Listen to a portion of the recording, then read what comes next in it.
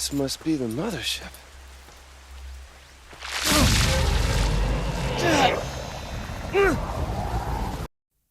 What is it with superhero stories being portrayed by flawed citizens?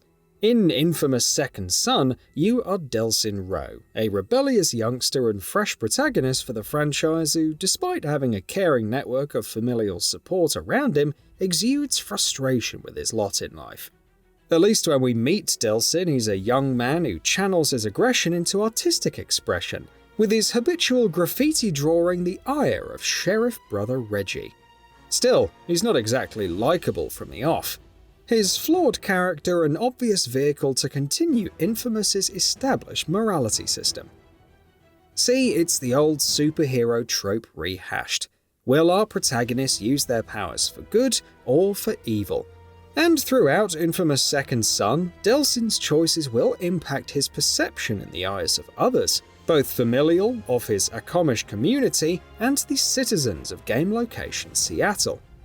Morality systems were nothing new when Second Son released in 2014. Fable, Mass Effect 2, Fallout 3, these games extolled the virtues of a morality system, with player choice directly affecting gameplay in deeper ways than Sucker Punch's superhero series. Second Son's morality system didn't break new ground, but to be fair, it was decently implemented, and its black and white options largely hold up 9 years later. It isn't just in Seattle's civilians appearing wary of Delsin's presence. I mean, that would be basic implementation.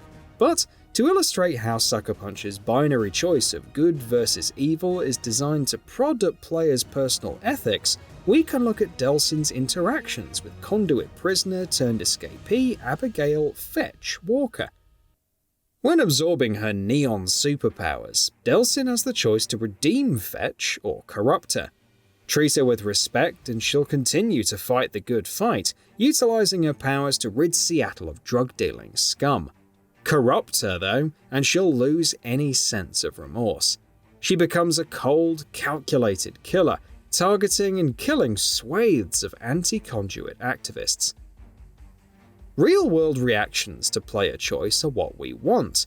However, in the 9 years succeeding Second Son, what's blindingly obvious now is that no matter the binary choice players make in command of Delsin's actions, we're kept relatively free of accountability.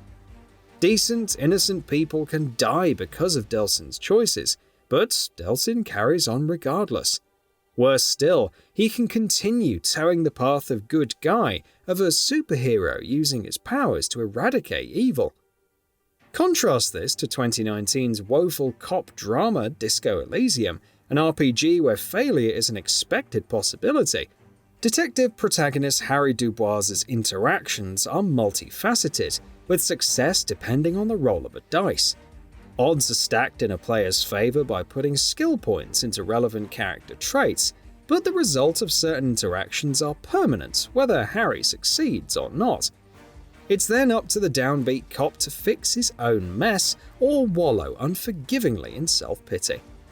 Disco Elysium is a story of triumph and failure, with catastrophe oftentimes leading to the most interesting outcomes.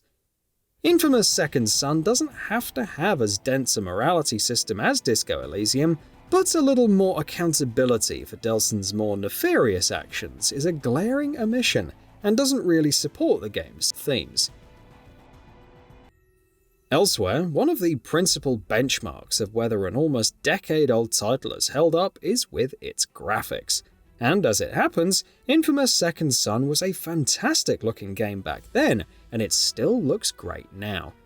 Edges are sharp and colors vibrant, visceral particles explode in combat.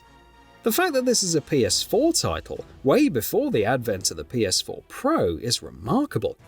Admittedly, the shading is a little dark, so dark in fact that certain corners of the city streets hide enemies in an almost jet black. It is possible that Sucker Punch went for a darker color palette to ensure the visual pizzazz of Delsin's superpowers really popped on screen. And to be honest, Delsin's smoke, video and neon powers really shine, the latter especially during nighttime sequences. And whilst each power equips Delsin with its own visual flair and unique mechanics, it's neon powers again, which offer an especially dazzling array of fluorescent beams with its supercharged phosphor beam special ability. Video powers exhibit some of the most unique superpowers ever committed to video games, even now 9 years later. The unique pixelated abilities include the most devastating powerful melee weaponry, moments of invisibility via the Shroud of Invisibility, and the visually arresting Video Surge, which grants Delsin digital wings to glide over the city rooftops. In fact, one of the most enjoyable aspects of inFamous Second Son is its traversal, which is tied to Delsin's equipped superpower. In a remarkable feat of world design, Sucker Punch incorporated natural blast-off pads into the built environment, including air conditioning vents, enabling Delsin, when he's equipped with smoke powers, to rapidly transfer from grounds to air.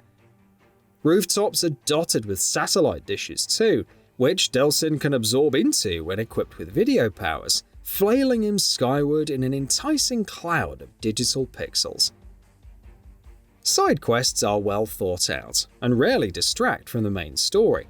The campaign is somewhat derivative, superhero narratives often are, but it's serviceable and engaging enough throughout its relatively short 10.5-hour runtime. The only misstep in this regard is the not yet mentioned fourth superpower, Concrete, which Delsin absorbs from Brooke Augustine in the game's final act. It's far too late in the game to get to grips with the power, and the side quests and extra content, whilst enjoyable, aren't enough to invest meaningful time in the endgame.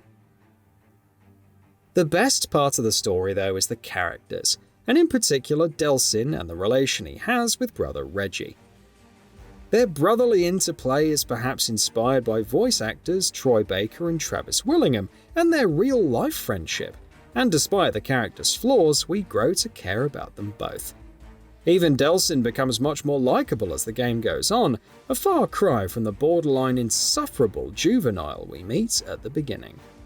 You all right, brother? What happened? Oh, you did good. You did good, buddy. Come on. Get up. Get up. Oh. Whoa. Hey, you did good. I know just where to put filth like this.